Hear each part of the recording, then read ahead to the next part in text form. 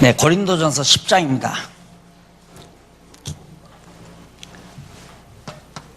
3번입니다. 지난번 1번, 2번은 했고요. 오늘 3번은 광야 사건으로 권고함.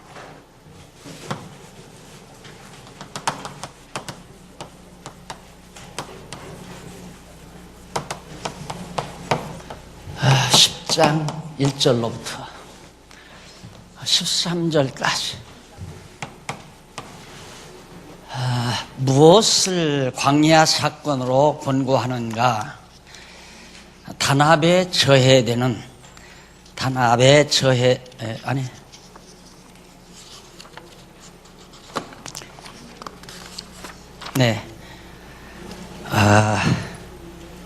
일치를 이루려는 노력, 어떻게 하면 교회를 하나로 되도록 노력할 수 있는가? 일치를 이루려는 노력 중에 사도 바울의 노력, 물론 성령님의 노력이죠. 성령께서 어떻게 교회를 하나로 이루도록 노력해 가시는가? 그것이 지난번 첫 번째는 사도의 권리를 양보를 하죠. 사도가 많은 권리를 지니고 있어도 자기 권리를 다 누리지 아니하고 그 권리를 교회가 하나 될 수만 있다면 자기의 권리를 포기하고 양보하는 그런 미덕을 바울이 보였다. 그 다음 두 번째는 사람의 종으로 처신한다. 물론 과거에 바울이 성도들을 종으로 부린 건 아니지만 철저하게 성도들을 섬기는 자세로 사람의 종으로서 처신하는 것. 그래서 교회를 이루려는 노력 중에 하나가 간단히 말하면 소위 지도자들이 철저하게 낮아지는 자세입니다. 철저하게 낮아지는 것. 그래서 권리를 양보하고 도리어 성도들을 섬기는 종으로서의 처신을 해가는 것. 그것이 교회를 하나 되도록 노력하는 중요한 요소로 작용을 합니다. 그러면서 이제 하나 되도록 하기 위해서 사도 바울은 세 번째로 광야 사건으로 권고하는 8385페이지에 나옵니다. 고린도전서 10장 내용이고요. 자, 그 가운데서 1절로 7절 한번 보실까요? 형제들아, 너희가 알지 못하기를 내가 원치 아니하노니 우리 조상들이 다 구름 아래 있고 바다 가운데 지나며 모세에게 속하여 다 구름과 바다에서 세례를 받고 다 같은 신령한 음식물을 먹으며 다 같은 신령한 음료를 마셨으니 이는 저희를 따르는 신령한 반석으로부터 마셨음에 그 반석은 곧 그리스도시라. 4절까지 우선 나오죠. 다시 말해서 이스라엘 자손들이 애굽에서 해방받아서 홍해바다를 건너므로 세례를 받고 또 나와서 반석을 쳐서 물을 내서 마셨고 또 하늘에서 내려오는 만나를 먹었다. 오늘 우리들이 보통 신약교회도 세례를 베풀면 성찬식을 하잖아요. 목사가 물로 세례를 베풀고 떡과 포도주로 이제 떡을 먹고 포도주를 마시고 그렇게 해서 성찬식을 행하게 되죠. 그래서 세례받지 아니한 사람은 성찬에 참여하지 말라 그런 말도 하고요. 이제 그것을 바울이 설명을 하면서 이스라엘 자손들이 다 세례받고 성찬식에도 다 참여를 했다. 신령한 음료와 신령한 떡도 먹었다. 그런데 여기서 신령한이라는 말, 그 말이 조금은 귀에 거슬리죠.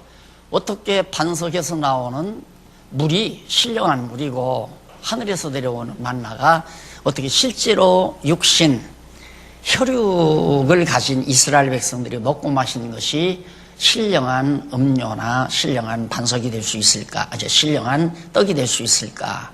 그래서 그 신령한이라는 말을 거기 8386페이지 중간쯤 보면은 그 신령한 말,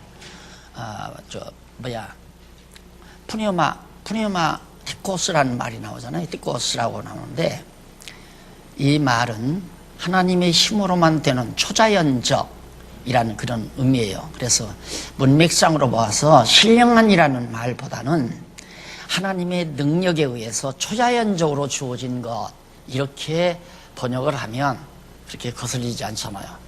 반석에서 물론 하나님의 능력으로 솟아나게 했지만 그 물 자체는 신령한 물은 아니죠. 신령한 물은 그냥 땅속에서 흘러나오는 그냥 우리가 마시는 물이나 똑같은 건데, 그것이 초자연적인 하나님의 능력으로 솟아나게 한 물이다 하는 얘기입니다. 그리고 또 저희를 따르는 이라는 말 그 뒤에 또 하나 나오죠.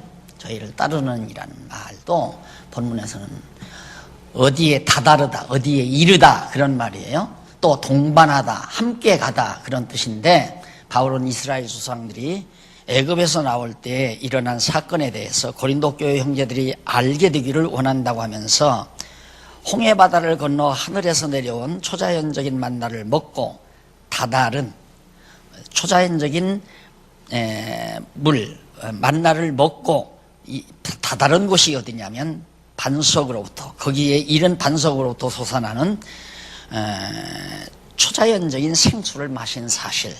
그러니까 그 말은 저희를 따르는 이라는 말이 아니라 그 반석에 이르렀다, 반석에 도착해서 반석의 물을 먹었다, 이렇게 재번역을 해서 여러분들이 이해를 하시면, 그래서 여기 반석이나 생수 또 반석의 물, 만나 이런 것들은 바로 우리의 하늘로부터 내려오신 참 만나이신 그리스도나 생명수가 되시는, 생수가 되시는 예수 그리스도에 대한 하나의 모형, 그림자, 예표라고 이해를 하시면 됩니다. 그리고 그 반석 자체도 사실 광야의 반석은 그냥 돌덩어리거든요. 돌인데 그 자체가 그리스도가 아니라 그 반석 자체가 그리스도에 대한 하나의 예표요, 모형이다. 그런 뜻을 일단은 정리를 하고 넘어가시면 되겠습니다. 그 다음에 이제 그 5절에 나오죠. 5절에 보면 여기 그런 일은 아니죠. 5절부터 그러나 저희의 다수를 하나님이 기뻐하지 아니하심으로 저희가 광야에서 멸망을 받았느니라 했을 때, 자, 이것 때문에 이제 모세가 지옥 갔다는 말을 하거든요. 이게 광야에서 죽은 자들은 가나안 땅 못 들어갔으니까 다 지옥 갔다. 그러면 애굽에서 나온 자들은 20세 미만은 광야에서 다 죽었거든요. 갈렙과 여호수아 빼고는. 그러면 전부 다 애굽에서 나온 20세 이상의 사람들은 다 지옥 갔다는 얘기가 돼요. 그래서 여기 멸망을 받았다는 이 말은 영혼의 멸망이 아니라 육신적으로 광야에서 20세 미만의 사람 이상의 사람들이 광야에서 다 죽었다. 이것을 하나의 예표요, 그림자인데, 그 말은 뭐냐면 옛사람, 애굽에서 종노릇하던 옛사람은 죽고 새로 난 사람이 천국에 가는 영원한 하나님의 나라 백성이 되는 이 진리를 그런 모형을 통해서 보여준 거죠.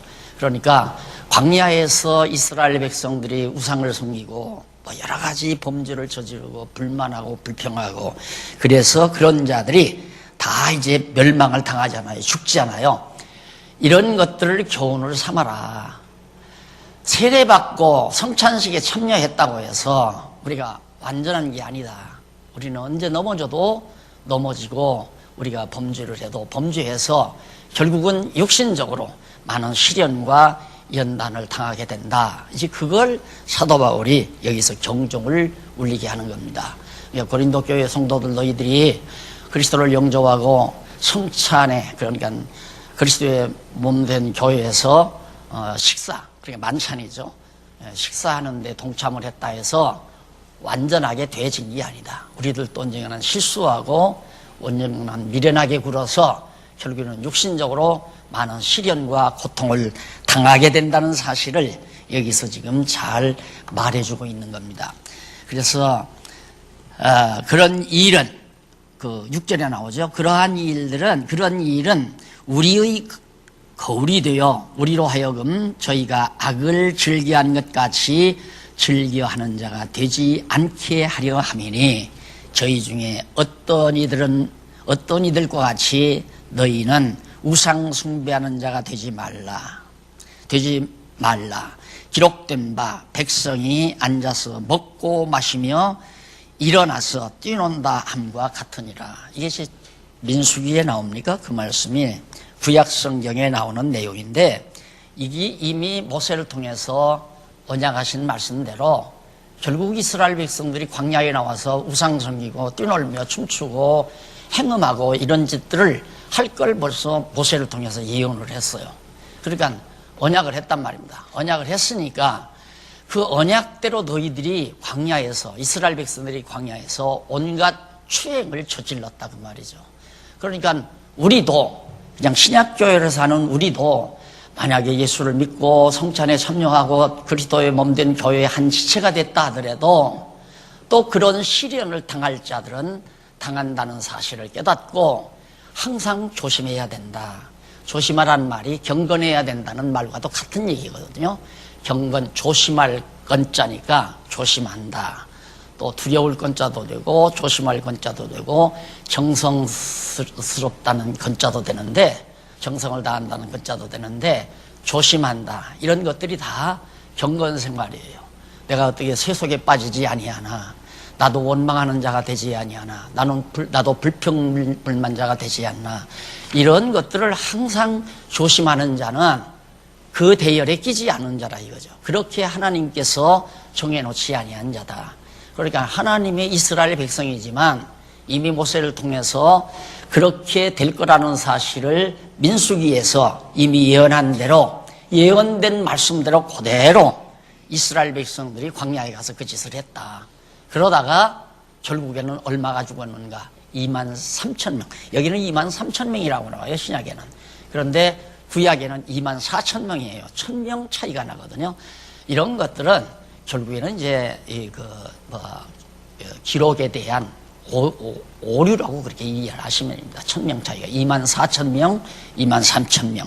이런 것 가지고 자유주의 신학자들은 봐라, 성경에 뭐 잘못이 없다고, 오류가 없다고 그러는데 봐라, 여기 오류 있지 않느냐. 구약에는 24,000명인데 바울은 이걸 23,000명이라고 기록하고 있다.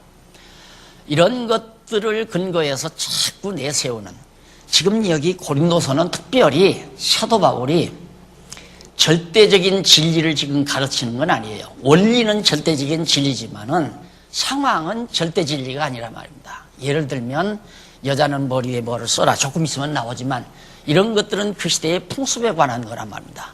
장가를 가야 되느냐 안 가야 되느냐 이런 것들도 마찬가지고, 다시 말해서 건덕에 관한 거라 그 말이에요. 건덕에 관한 거란 말은 예를 들면 우리가 사는 문화권 속에서 우리가 가지고 있는 습관이 있어요. 그걸 미국에서 온 사람이 우리 습관을 안 따르고 자기들 습관대로, 예를 들어서 어른 앞에 와 있는데 다리를 쭉 뻗고 앉아있다 이거예요. 그러면 우리나라 사람들이 다 오해를 하죠. 저 버르장머리 없다고. 그러니까 그런 것들을 배려하는 것이 바로 건덕에 속한 건데, 고린도 교회가 바로 그런 것 때문에 지금 분쟁이 일어나니까 그런 것에 관해서 얘기하다 보니까 훈계, 교훈을 목적으로 하는 거예요. 24,000명이니 23,000명이니 그 숫자에 대한 개념보다도 구약시대의 이스라엘 백성들도 모세 오경에서 모세가 예언한 대로 광야에 나와서 다 해방도 받고 홍해바다 건너면서 세례도 받았지만 타락했다. 타락해서 육신적으로 고통을 받았다. 다시 말해서 멸망을 받았다라는 말이 영적으로 멸망받았다는 말이 아니라고 그랬잖아요. 그런 의미에서 바울이 말한 것이다 하는 얘기입니다. 그래서 거기 제일 밑에 86페이지 제일 아래 보면 여기 멸망은 거기 나오죠. 헬라어로 소개되는데 그 내용이 뭐냐면 영원한 영적 멸망을 말하는 것이 아니라 흩뿌리다, 죽이다, 쓰러지다. 그러니까 결국은 육신적으로 죽게 만들었다 그 말이에요, 몸이. 그러니까 육신적으로 광야에서 죽었다고 해서 다 지옥 가는 건 아니라는 얘기예요. 그러니까 모세가 가나안 땅 못 들어가고 죽었기 때문에 모세가 지옥 갔다는 말은 잘못된 말이죠. 그 다음 이제 출애굽기 32장에 나오네요. 출애굽기 32장 6절에 이쪽 87페이지에 나오죠. 거기 보면 이제 그 87페이지 그 줄바꾼 데서 중간에서 위쪽으로 빨리 찾아봤어요.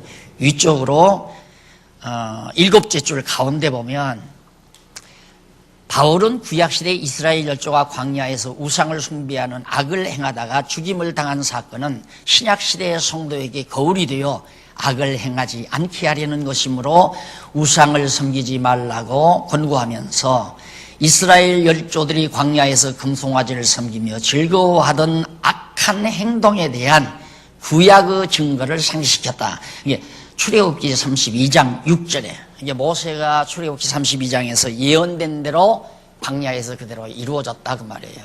그러니까 예를 들면 우리도 지금 이렇게 살다가 내가 이 세례받고 다 예수 믿고 구원 얻은 확신도 있어요.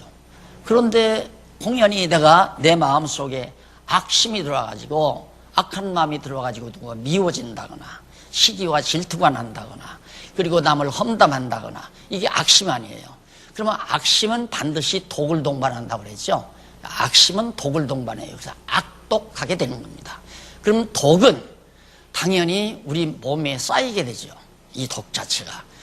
병이라는 게 뭐냐면 독이 발화되는 거예요. 내 몸에 쌓인 독이 발화되는 것이 질병이란 말입니다. 이게 독이 많이 축적된다는 것은 물론 독약을 먹어도 독이 들어가서 우리 몸을 상하게 하지만은 마음으로 생산되는 마음의 악심을 품고 살면 그 악심은 독을 자꾸 생산해낸다 그 말이 독소를.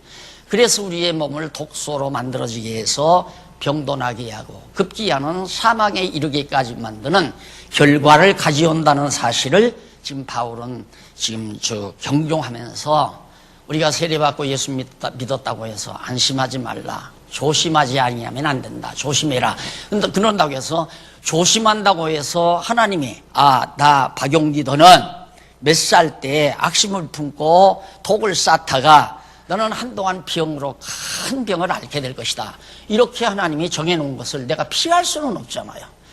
제가 1990년도에 죽을 병 들었다가 됐거든요. 그 죽을 병이 뭐냐면 급성 췌장염이에요. 그냥 췌장염도 이건 죽는 겁니다. 그런데 급성 췌장염이에요. 그럼 그냥 놔두면 그냥 죽어가는 거예요. 이유는 너무 내가 그때 마음이 참 너무 고통스러웠댔죠. 교회 가다 문 놔버리니까. 그래서 그런 상황 속에서 지방에 가니까 막 새벽 기도까지 날들어 성경을 가르쳐달래요. 그러니까 몸이 탈진할 대로 탈진된 데다가 생거. 이거 생것은 조심해야 됩니다. 나이가 들수록. 그걸 먹었더니만 그 독소가 있잖아요. 그게 그만 들어가서 췌장을 갖다가 건드린 거예요. 그런데다가 밥을 못 먹으니까 홍시를 먹고 싶어서 홍시를 먹었더니 회와 홍시는 적수라거든요. 이게 막 가중시킨 거예요. 배가 이렇게 불어 터져. 그냥 놔두면 터지는 거예요. 그러면 죽는 거죠. 그래서 저는 그걸 다 지금 얘기가 사람이 악심을 품으면 독이 동반하고 독소가 발화되면 몸에 질병이 나고 몸에 질병이는 위장병도 생길 수 있고 췌장병도 생길 수 있고 간장병도 생길 수 있고 그래서 건강하게 사는 것이 자꾸 우리는 건강음식, 운동 이것만 생각 아니에요. 가장 중요한 것이 마음관리입니다. 마음관리. 근심, 걱정, 염려, 괴로움, 고통스러운 거 증오, 미움, 시기, 질투 이런 것들은 전부 악심 아니에요? 그 악심은 자꾸 독을 생산해내요. 그래서 우리 몸에 실제로 독을 쌓는단 말입니다. 그러니까 보면 독기가 쌓이게 된 사람을 보면 얼굴이 점점 벌게지잖아요. 독소가 생겨가지고. 그러니까 얼굴이 왜 그렇게 화가 났어? 그러죠 우리는. 왜 그렇게 화가 나서 얼굴이 벌건 사람을. 그 독소가 일어나서 그런 거란 말입니다. 그래서 바울이 정말 우리들이 이 세상 살면서 그런 마음이 들 때는 아이고 하나님께서 이스라엘 백성들 광야에서 뱀에 물려 죽도록 아니면 우상 섬기다가 육체에 정말 고통을 당하도록 만드는 것처럼 나를 그렇게 정해놓지 않았나 이런 것들을 명상하고 기도하고 생각하는 것이 바로 조심하는 거죠. 그것이 경건생활이란 말입니다. 그러니까 우리가 하나님의 말씀을 자꾸 읽다가 내가 이렇게 나가다가는 나도 역시 광야 이스라엘 백성들처럼 이 땅 위에 사는 동안 이 고통받는 광야와 같은 세상 사는 동안 내가 독을 쌓고 육신의 고통을 당하는 거 아닌가. 이런 말씀을 보면 그 생각이 들잖아요. 그러면 얼른 하나님께서 돌이킬 수 있는 마음을 주시는 거죠. 그걸 조심한다. 경건 생활을 한다. 그 말이에요. 그러니까 경건 생활은 반드시 말씀에 대한 묵상이 꼭 필요합니다. 성경을 멀리하게 되면 경건 생활이 이루어질 수가 없어요. 어디서 힘이 안 나오는데요. 하나님의 말씀이 들어와야 나를 잘못된 길에서 바른 길로 돌아설 수 있는 힘을 제공할 수 있는 거니까. 그 다음 8절로 13절에 보면 광야에서 멸망한 사건들을 거울 삼아 경계하라고. 예, 이 사도 바울이 지금 이스라엘 백성들에게 권고하는 거 아닙니까? 거기 보면 8절 한번 거기서부터 보십시다. 8절. 저희 중에 어떤 이들이 간음하다가 하루에 2만 3천 명, 여기 나오죠? 2만 4천 명인데 3천 명이 죽었나니 우리는 저희와 같이 간음하지 말자. 저희 중에 어떤 이들이 주를 시험하다가 뱀에게 멸망하였나니 우리는 저희와 같이 시험하지 말자. 저희 중에 어떤 이들이 원망하다가 멸망시키는 자에게 멸망하였나니 너희는 저희와 같이 원망하지 말라. 저희에게 당한 이런 일이 거울이 되고 또한 말세를 만난 우리의 경계로 기록하였느니라. 왜 구약 성경에 그런 말씀이 기록되어 있는가? 오늘 우리들이 읽고 나 자신을 살피는 거울이 되게 하기 위해서 그렇게 했다. 그런즉 선줄로 생각하는 자는 넘어질까 조심하라. 경건하라 이 말이에요. 쉽게 말하면 그런즉 선줄로 내가 신앙에 견고히 서 있다라고 생각하는 자들은 넘어지지 않도록 조심해라. 경건 생활을 하라 그 말이에요. 그래서 제가 요즘 신문에 지난 신문에 경건이란 무엇인가 기록을 하고 있잖아요. 아주 중요한 내용이기 때문에 오래전부터 쓰려다가 시간이 없어서 못 쓰고 이제 쓰기 시작했는데 우리가 경건회로 바꾼 이유도 그겁니다.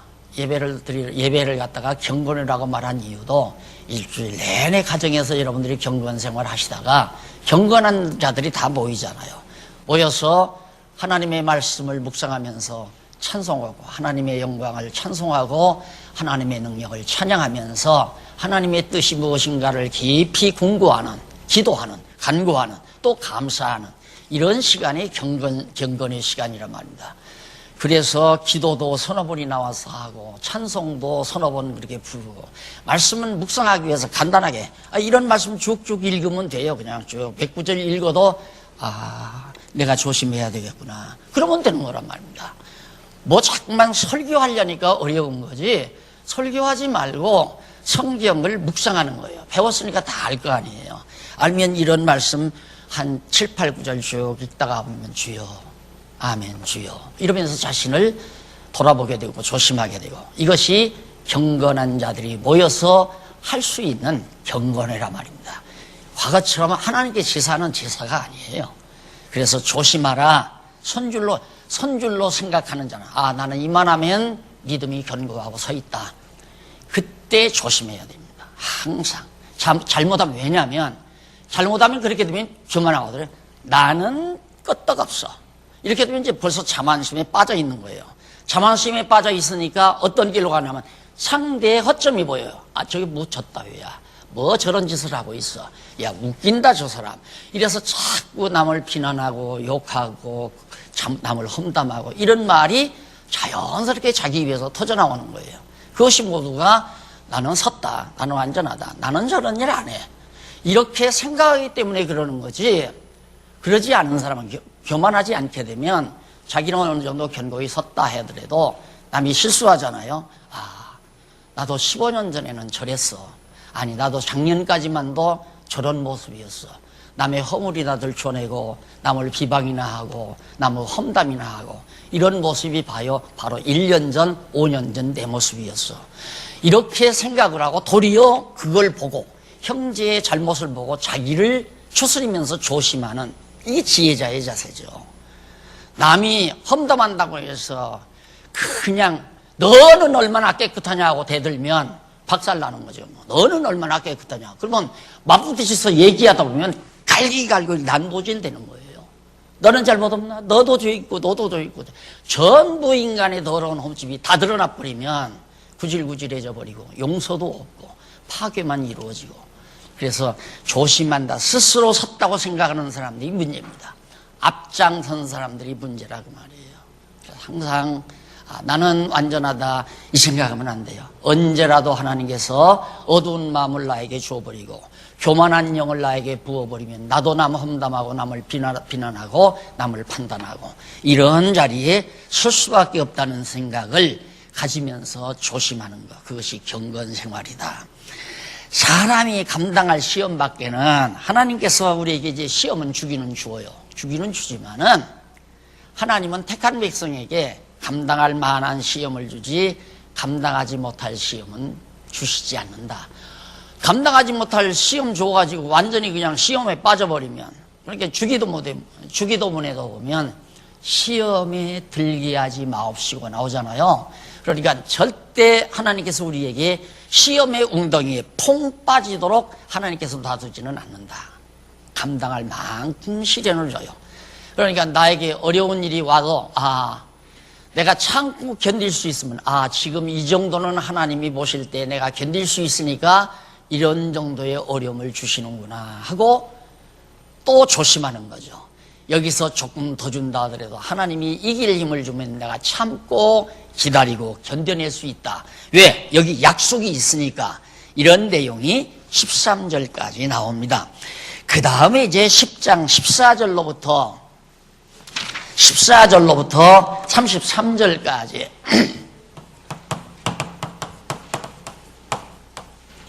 여기는 네 번째예요. 네 번째 마지막. 그게 뭐냐면 타인의 유익을 추구함.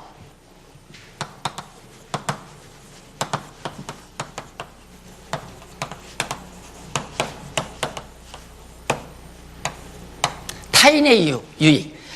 그러니까 어떻게 교회의 일치가 되어지도록 노력하는 행위가 뭔가 광야 사건으로 권고하면서 타인의 유익을 추구하는 것이 교회가 하나 되도록 일치하도록 노력하는 행위다. 그러니까 다시 말해서 스스로 섰다고 생각하는 자들, 앞선 자들, 또 신앙이 성장했다고 하는 자들이 자신의 유익을 추구하지 말고 어린 성도들의 유익, 타인의 유익을 추구해야 한다. 그래서 내가 항상 그러잖아요. 이권이 있는 곳에는 항상 조심해야 된다. 다시 말해서 이권이라면 돈이, 주인 없는 돈이 딱 있을 때에는 정말 조심해야 돼요. 사람이 견물생심이라고 돈 보면 욕심나거든요. 자, 돈 보면 예를 들어서 예루살렘 교회도 그러지 않았어요. 성도들이 마구 연보를 몽땅 갖다가 다 해놨단 말입니다. 그 주인이 없어요. 연보 딱 해놓다 보니까 그게 사도들이 뭘 모르고 그걸 나눠주다 보니까 왜 저 사람은 많이 주고 나는 적게 줬느냐, 왜 저 사람은 주고 나는 안 주느냐, 이것 때문에 처음 교회에 서지자마자 싸움이 일어났잖아요.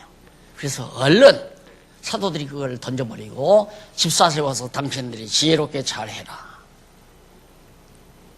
그래서 이권이 있는 곳에는 반드시 분쟁이 있기 마련이고 어려움이 있기 마련이다. 그래서 정말 사도 바울이 이런 타인의 유익, 절대 어떤 돈덩어리가 있으면 남이 많이 가져가고 내가 적게 가져가는 건 원치 않습니다. 어떻게든지 내가 많이 가져가기를 원하는 거죠. 사람이 기본 욕심이 그거 아니에요. 그래서 앞선 자들이 타인의 유익을 구한다고 하는 것은 교회가 하나가 되기 위해서 하는 노력 중에 하나라고 하는 것을 지금 사도 바울이 밝혀주고 있습니다. 그 가운데 이제 14절로부터 22절까지는 우상 제물을 먹어 우상과 교제함을 금할 것을 권고합니다. 우상의 제물을 먹어 우상과 교제함을 금할 것을. 왜 갑자기 광야 사건 얘기하다가 우상, 왜 여기서 우상 숭배하다가 그렇게 됐기 때문에 이스라엘 고린도 교회 성도들도 우상 제물 때문에 날린 거예요. 그건 여러분 다 잘 알잖아요. 우상의 제물은 믿음이 있는 자는 먹어도 상관이 없지만 믿음이 없는 자는 그걸 먹음으로 결국은 악이 되지는 거죠. 그게 몸에 유익한 것이 못 된다고 말이에요. 독소로 변한다고 말이에요. 의심하니까, 마음이 편치 아니하니까. 그러니까 지난번에도 말씀드렸지만 마음이 편한 상태에서 기름진 고기도 좋고 음식도 좋지, 마음이 불편한 상태에서는 기름진 것일수록 몸에 해롭습니다. 왜? 마음이 불편한 상태에서는 먹는 것이 다 독으로 바뀌어버려요. 그래서 이제 소화불량이 되는 거고 여러 가지 독소가 몸에서 나와가지고 결국 한동안 내장이 뒤집어지고 난리가 나잖아요. 마음이 편안한 상태에서. 그래서 제 음식 철학이 음식을 먹는데, 밥을 먹는데 누구하고가 제일 좋다. 왜? 내 마음을 편안하게 하는 사람하고 먹는 것이 제일 좋고, 그 다음 누구하고 어디서 무엇을 왜 먹는가, 누구하고 왜 먹는가. 나한테 돈 꿔달라고 와서 밥 사는 사람은 나를 괴롭히는 사람이죠. 또 그렇기 때문에 누구하고 왜 어디서, 기왕이면 분위기가 좋으면 좋죠. 무엇은 아무것도 아니에요. 기름지는 것을 먹어도 좋고 국수 한 그릇을 먹어도 좋고. 왜? 먹어서 마음이 영양분을 만들어내요. 그러니까 들어가는 음식과 내가 가지고 있는 마음 상태가 영양분을 좋게 만들어내고 나쁘게 만들어내고, 그걸 다니엘서에 보면 알 수 있잖아요. 다니엘이 처음에 들어가서는 왕궁에서 왕들이 먹는 걸 먹었어요. 그런데 다니엘이 다 거절하고 채소만 먹었잖아요. 채소만. 그런데 채소만 먹었는데도 다니엘의 얼굴빛이 막 환하다, 이게 밝다. 왜?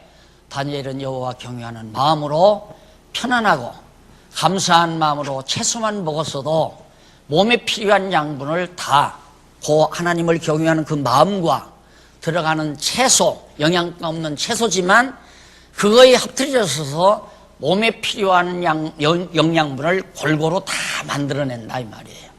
우리는 칼슘을 안 먹으면 뼈가 다 상한다. 아니에요. 채소만 먹어도 마음만 감사하고 편안한 마음으로 먹으면 거기서 칼슘을 만들어내요. 채소에 무슨 칼슘이 있어요? 왜? 몸이 필요하니까 다 만들어낸다. 그만큼 마음이 중요한 겁니다. 그래서 여기 우상제물 먹는 것도 먹으면 죄가 된다고 생각하는 사람이 있는데 왜 그 사람 앞에서 먹느냐, 그 말이에요. 네가 조금만 참아도 우상의 제물을 먹었다고 해서 내 몸이 두 자나 더 크는 것도 아니고 몸집이 더 늘어난 것도 아니고 영양분이 엄청 많이 섭취되는 것도 아닌데 왜 믿음이 약한 자를, 그래서 여기 타인의 유익을 추구하라고 말해요. 어린 성도를 위해서 내가 먹고 싶은 아무리 좋은 재물이라 하더라도 참는 것이 바로 교회를 하나로 만들어가는 일이다, 이 말입니다. 그러니까 이게 옳으니까 이걸 해야 한다고 밀고 나가는 것은 아니죠. 밀고 나가는 건 아니에요. 그래서 원만하게 한다고 하면 하고 하기 싫다면 안 하고, 이게 바로 이제 우리들의 정신 아니에요. 뭐든지 마찬가지예요. 뭐든지 교회도 연보도 하고 싶으면 하고 하기 싫으면 말고, 전도도 하고 싶으면 하고 하기 싫으면 말고, 막말로 체제개혁도 하고 싶으면 하고 하기 싫으면 말고, 이런 거지. 이게 성경적으로 오르니까 이거 밀고 나가야 된다. 아니, 성숙한 사람들이야 밀고 안 나가도 하잖아요, 그렇게. 그러나 마음이 약한 자들은, 믿음이 약한 자들은 만약에 억지로 밀고 나가면 그들에게는 엄청난 고통이란 말입니다. 나는 하기 싫은데 자꾸 하라니까. 생각해 보십시오. 연보를 죽어도 하기 싫은데 연보 안 하면 지옥 간다고 목사님이 와서 신방을 하고 공간을 쳐대고 그러면 그 사람 죽는 거지 뭐예요. 그래서 언제나 교회가 하나가 안 되지는 이유는 소위 잘났다고 생각하는 사람, 내가 스스로 섰다고 생각하는 사람, 내 믿음은 완벽하다고 생각하는 사람, 이런 사람들 때문에 교회가 시끄러운 거예요. 그러니까 타인의 유익을 생각해야죠.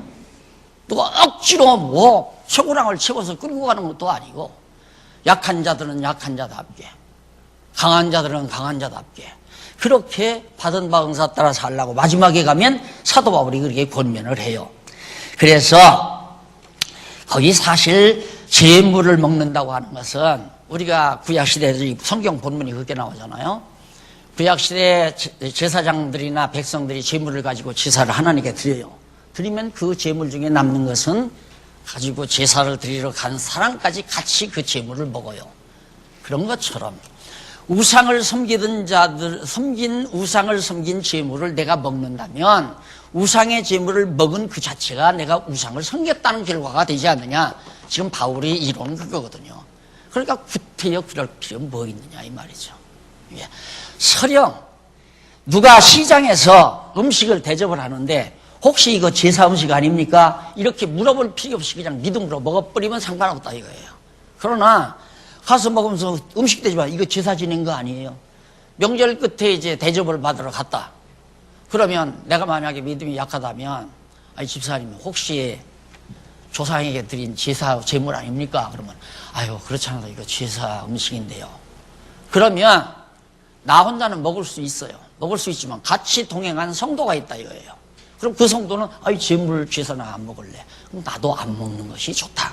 왜? 교회 일치를 이루기 위해서. 만약에 먹으면 안 먹는 사람이 자기 신앙이 옳다고 생각하는 거죠. 그러니까 이번에 신망같이 간 장로님께서 제사 음식을 먹더라. 그러면 막 소란을 일으키는 거예요. 장로님 신앙 엉터리다. 제사 음식을 먹더라. 우상 섬기는 자다 하면서 하면 말 되잖아요. 그래서 시끄러운 거예요, 교회란. 그래서 교회 시끄러운 것은 성경 진리 문제라기보다도 전부 건덕에 관한 문제가 다 들어있는 거예요. 그래서 언제나 교회 일치를 이루려거든 내 고집대로 하려고 하지 말고 어린 자들의 생각대로 이끌어 가주는 것이 교회가 일치되게 하는 것에 대한 노력이다. 성장한 사람들의 고집대로 밀고 나가려고 하는 것은 어린 성도들을 자꾸 상처를 주는 결과가 되기 때문에 교회가 망가지게 되고 분열되게 되는 것이다. 그 다음 10장 23절로 30절에 모든 것이 가하나 나보다 남의 유익을 구하라고 분명하잖아요. 모든 것이 가하다는 말은 여기서 지난번에도 말씀했죠. 그 밑에 가하다, 가하나란 말이 거기 헬라어로 나오잖아요. 밑에 다섯째 줄. 이는 합법적이라 할지라도 라는 뜻이라는 말이에요. 합법적이라 할지라도. 그럼 제사 음식 먹는 것이 성경적으로 당연한 일이라 할지라도 그 말이에요. 그렇다고 해서 다 유익한 건 아니다. 성경적으로 별 이상 없다고 해서 내가 했으면 그것이 유익이 있느냐? 아니다 이 말이에요. 타인에게 유익이 되지 못하는 경우이기 때문에 다 옳은 것이 아니다. 이것이 건덕생활의 기본 원리를 지금 말하는 겁니다. 그러니까 우리가 교회가 이렇게 분열이 되고 교회가 무너나는 것은 건덕이 무너나서 그러는 거거든요. 건덕이란 뭐냐면 언제나 할 수 있는 거라고 해서 다 하면 안 된다 이 말입니다. 그러니까 여기서 시기적인 얘기가 좀 민감한 얘기지만 체제개혁이 성경적이라고 해서 하라고 강요하고 나간다는 것은 그건 건덕을 무너뜨리는 결과가 오는 거예요. 하라고 강요하면 안 돼요. 그래서 누구든지 예를 들어서 내가 은사교회를 하나 세워도 들어와서 나와 함께 전도회 하자, 나와 함께 봉사회 하자 하면 안 된다 이 말이에요. 선배가 당신 봉사회에 들어와. 안 들어가면 왕따 당하니까 들어올 수도 있잖아요. 그러니까 들어와서 하면 지겨운 거예요. 그래서 내버려 두고 정말 뜻이 같은 사람들이 3명이 모이든 5명이 모이든 봉사회를 해요. 하고 나가면 어느 성도의 마음속에 나도 봉사회원이 되고 싶다 해서 들어와서 같이 하고 싶은 사람. 그것이 그렇게 해서 체제개혁이 점진적으로 이루어져 가야지. 왜 장안중앙교회는 체제개혁을 했는데 당신네 교회는 체제개혁 안 해? 이것도 웃기는 거죠. 할 교회는 하는 거고 하지 않을 교회는 안 하는 거죠. 그래서 자꾸만 소란이 일어나고 어려움이 일어나는 거 아니겠어요? 그래 만사를 거기 보면 나보다 남의 유익을 구하라고 하면서 거기 28절 한번 보십시다. 28절에 보면 누가 너희에게 이같이 재물이라 말하거든 알게 한 자와 및 양심을 위하여 먹지 말라. 그 사람 재물이라고 가르쳐주는 사람, 그 사람을 위해서 내가 재물을 안 먹는다. 내가 말한 양심은 너희 것이 아니요 나무 것이니 내 양심 때문에 안 먹는 게 아니라 그 말해주는 사람의 양심의 가책을 받으니까. 그러니까 남의 마음을 괴롭히는 것만큼 악독한 일은 없죠. 왜? 저 사람의 마음을 괴롭히는 것은 그 사람 마음속에 독을 쌓이게 하는 거니까 저주하는 거예요. 저주. 상대방의 마음에 자꾸 악독이 쌓이면 그 독이 몸에 퍼져서 아까도 말한 대로 질병을 가져오고 사망에 이르기까지 하는 결과가 올 수도 있잖아요. 그 내용이 뒤에 나와요. 또 그런 내용이. 그래서 상대방의 양심을 보호해 주는 거, 마음을 보호해 주는 거. 그러니까 누가? 목사님, 내가 꼭 봉사에 가담해서 일을 해야 돼요? 그러면 하기 싫어? 그러면 하기 싫으면 안 해도 돼. 죄송해요, 제 이야기에서. 목사님 만나면 편안하대요. 그게 왜 편안하냐? 하기 싫으면 하지 말라고 그러고, 하고 싶으면 하라고 그러고. 이게 하고 싶다고 해서, 그럼 하고 싶으면 해야지. 그 말했는데, 박 목사님이 하라고 했다. 이렇게 밀어다 붙이니까 말은 되잖아요. 박 목사님이 하라고 했다. 내가 하라고 했다 한 게 아니라, 하고 싶다니까 하라고 한 거지. 하기 싫다는데 내가 왜 하라고 해요. 그래서, 교회는 모든 사람이 합심이 중요하냐. 합심. 마음이 하나로 모아지는 게 중요하다 이 말입니다. 그럼 어떻게 마음이 하나로 모아지겠어요? 우상지물을 먹어야 된다, 먹어도 된다, 안 먹어도 된다. 먹어도 된다는 사람은 합법적이다 이 말이에요. 우상지물 먹는 것이. 안 먹는 것은 너는 미숙한 자다, 신앙이 어린 자다. 그리고 어린 자와 성숙한 자가 어떻게 하나가 되겠어요? 가정도 똑 마찬가지예요. 가정에서 그냥 아이들하고 엄마하고 싸우는 것은 엄마가 양보 안 하니까 싸우는 거예요. 자녀들을 기를 때 엄마는 무한정 양보해야 해요. 무한정. 끝까지 양보를 해야 돼요. 어린아이에게. 왜? 어린아이를 위해서 엄마는 살잖아요. 그러니까 결국은 가정이 편안해지고 가정이 세워지는 거 아닙니까? 그래서 엄마하고 아이하고 다 싸매가지고 어려운 일이 있어가지고 심리치료사가 가서 아이가 어떤 과정을 통해서 어떻게 이렇게 됐다는 거 다 일러줘가지고 치료를 하잖아요. 그 마음치료거든요. 마음치료. 그래서 정말 하나님 앞에서 내가 좀 섰다. 나는 성장했다. 이런 사람들이 끝까지 양보하고 참고 기다리고 이 인내심이 없이는 건덕을 세울 수 없어서 타인의 유익을 추구해 갈 수가 없다. 그 잘못한 어린이들을 두들겨 패고 매로 때리고 주먹으로 때리고 그 아동 폭력, 어린이 폭력죄로 걸려들고 이렇게 해서 가정이 파탄되고 가정도 부부끼리 그러잖아요. 부부끼리도 남자가 물리적으로 힘이 강하잖아요. 주먹 힘이. 그런다고 해서 여자를 주먹으로 때렸다. 그러면 가정 파괴되는 거 아닙니까? 언제나 강자가 약자를 위해서 유익을 추구해주는 그런 데서만이 합심이 이루어진다라는 얘기를 그러면서 이쪽 31절로 33절에 보면 만사를 하나님 영광과 인간 구원을 위해 하라고. 그럼 이런 건덕을 왜 그렇게 해야 되는가? 넘어가서 94페이지에 보면 세 번째 줄 사도 바울은 계속해서 인간 생활은 그러니까 건덕 생활의 목적 우리가 건덕 생활을 왜 해야 되나 그 건덕 생활을 하는 목적이 첫째로 네 번째 줄 앞에 나오죠. 하나님의 영광을 위하여 하라. 오직 건덕은 내가 영광을 얻으려고 내가 성공하려고 내 목적을 달성하려고 건덕을 세우는 게 아니라 하나님의 영광을 위해서 건덕 생활을 하는 거다. 그 다음 둘째는 위에서 일곱째 줄 중간에 나오죠. 많은 사람의 유익을 구하여 저희로 구원 얻게 하려고. 아직 어리니까 어린 미숙한 자들을 길러서 구원에 이르게 하기 위해서 바로 건덕 생활을 해야 된다. 그래서 건덕 생활은 앞선 자들이 우리 교회로 말하는 목사, 장로, 권사님들 우리가 건덕 생활을 해야죠. 그러면 교회가 하나가 되고 교회가 조용하고 어린 성도들이 자라서 구원에 이르게 되고 이것이 하나님의 영광을 위한 일이다. 그 그 다음 11장부터 나옵니다. 11장부터 이제 두 번째, 한쪽 가로 두 번째죠. 두 번째 보면 일치가 이루어지는 요건.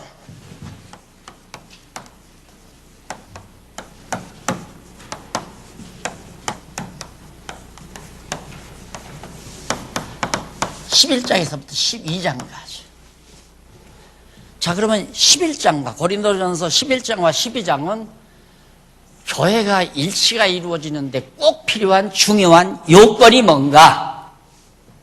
첫째, 양쪽 가로 1번, 유전에 얽매이지 아니함.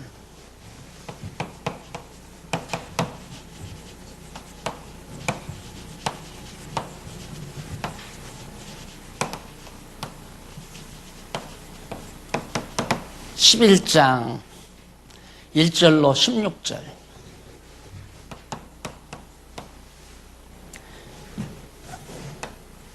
이게 지금 고린도 교회 분쟁이 왜 일어나느냐면, 고린도는 이방 지역 아니에요. 그러니까 바로 고린도가 한국이고, 그러니까 그런 이방 지역에 전통적으로 내려오는 그 지방에 유전이 있어요. 조상적부터 쭉 내려오는 하나의 유전.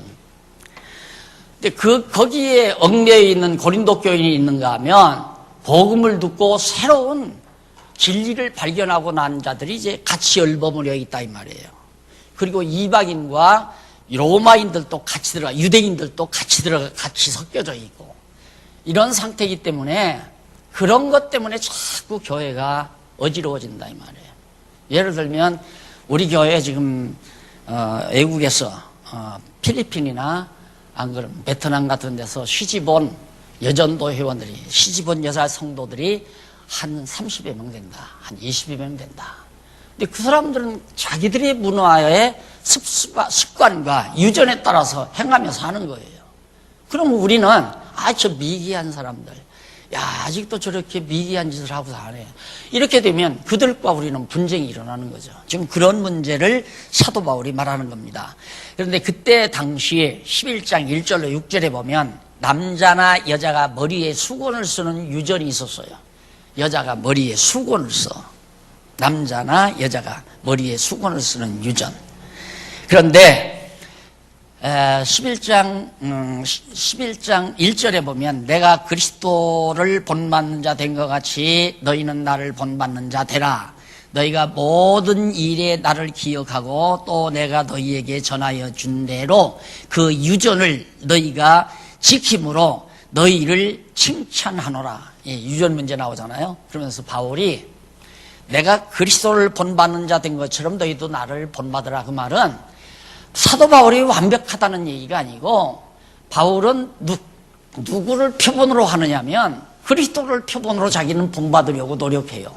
그리스도 본받는 자가 되려고 하기 때문에 그 모습을 당신도 나를 그걸 본받으라. 내가 그리스도를 본받는 자 되려고 본받은 자, 그리스도를 본받아 살려고 노력하는 것처럼 그런 나를 너희 당신도 본받으라. 그러니까 세상 유전이나 인간의 습성이나 자잘구리한 이런 문제들 때문에 서로 싸우고 서로 분쟁하고 하지 말고, 지금 그런 얘기거든요. 그 다음 우리 차 한잔 드시고 그거 좀 살피면서 두 번째 시간 하십시다.